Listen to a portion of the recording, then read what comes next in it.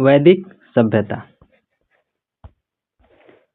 वैदिक सभ्यता या वैदिक काल को कितने भागों में विभाजित किया गया है? तो 2 भागों में विभाजित किया गया है। ऋग्वैदिक, उत्तर वैदिक काल। ऋग्वैदिक काल का जो समय है, ऋग्वैदिक काल का समय है 1500 से लेकर के 1000 ईसा पूर्व तक, और उत्तर वैदिक काल का जो समय है वो है 1000 से लेकर के 600 ईसा पूर्व तक। आर्य द्वारा जो सभ्यता निर्मित की गई थी उसे हम वैदिक सभ्यता के नाम से जानते हैं। यह एक ग्रामीण सभ्यता थी। तो आर्य द्वारा जो निर्मित सभ्यता थी वह कौन सभ्यता थी? तो वैदिक सभ्यता। और वैदिक सभ्यता कैसी थी? तो वह एक ग्रामीण सभ्यता थी, और आर्यों की जो भाषा थी वह संस्कृत थी। आर्यों की प्रशासनिक इकाई को कितने भागों में बांटा गया था? तो 5 भागों में विभाजित किया गया था, और वह आरोही क्रम में थी। कुल, ग्राम, विष, जन, राष्ट्र। और ग्राम के मुखिया को क्या कहते थे? तो ग्राम के मुखिया को ग्रामीणी कहते थे, और विष का जो प्रधान होता था उसे हम विषपति कहते थे, और जन के शासक राजन कहलाते थे। सूत रथकार व कमादी नामक अधिकारी रत्नी कहे जाते थे। नेक्स्ट है पूरब एवं अस्पश, वाजपति, उग्र। तो पूरब एवं अस्पश कौन होते थे? तो पूरब, दुर्गपति एवं अस्पश जनता की गतिविधियों को देखने वाले गुप्तचर होते थे। तो ये सब जो थे जनता के गतिविधियों को देखने वाले क्या थे? जनता के गतिविधियों को देखने वाले ये गुप्तचर थे। नेक्स्ट है हमारा वाजपति। वाजपति गोचर भूमि का अधिकारी होता था। ये क्या होते थे? तो ये गोचर भूमि के अधिकारी होते थे।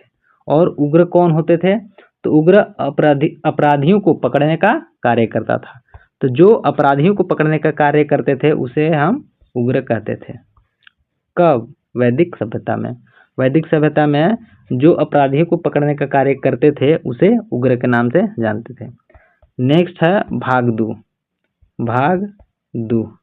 भागदू किसे कहते थे? तो जो राजस्व एकत्रित करते थे उसे हम क्या कहते थे? तो भागदू कहते थे। भागदू राजस्व कर एकत्र करने वाला अधिकारी था। कौन? भागदू। और वैदिक सभ्यता में बाल विवाह भी प्रचलन नहीं था। विधवा अपने मृतक पति के छोटे भाई देवर से विवाह कर सकती थी। और वैदिक सभ्यता में क्या था कि आर्यों का समाज कैसा था?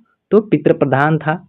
समाज की सबसे छोटी इकाई परिवार या कुल थी, जिसका मुखिया पिता होता था, जिसे क्या कहा जाता था? कुलप कहा जाता था। कुलप कहा जाता था। और जो महिला जीवन भर अविवाहित रहती थी उसे हम क्या कहते थे?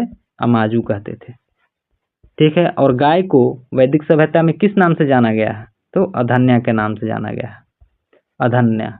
और न मारे जाने योग्य पशु की श्रेणी में रखा गया था। किसको रखा गया था? न मारे जाने वाले गाय को। तो गाय को न मारे जाने वाले योग्य पशु की श्रेणी में रखा गया था। गाय की हत्या करने वाले या उसे घायल करने वाले के लिए वेदों में मृत्यु दंड अथवा देश से निकालने की व्यवस्था की गई थी। नेक्स्ट है हमारा आर्यों का प्रिय पशु कौन सा था? तो आर्यों का जो प्रिय पशु था वह था घोड़ा। और सर्वाधिक प्रिय देवता कौन थे? तो वह थे इंद्र। आर्यों द्वारा खोजी गई धातु क्या था? लोहा थी, जिसे श्याम अयस कहा जाता था। तांबे को लोहित अयस कहा जाता था।